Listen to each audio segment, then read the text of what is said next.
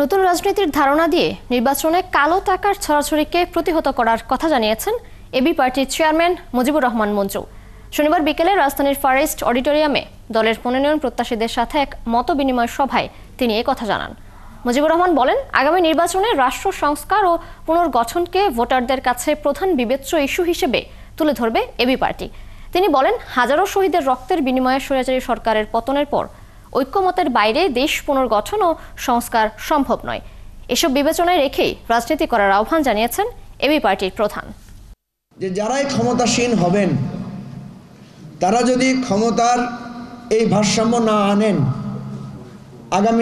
আগামী দিনে তাদেরকে একটা গণ অভ্যুত্থানের মুখোমুখি হতে হবে।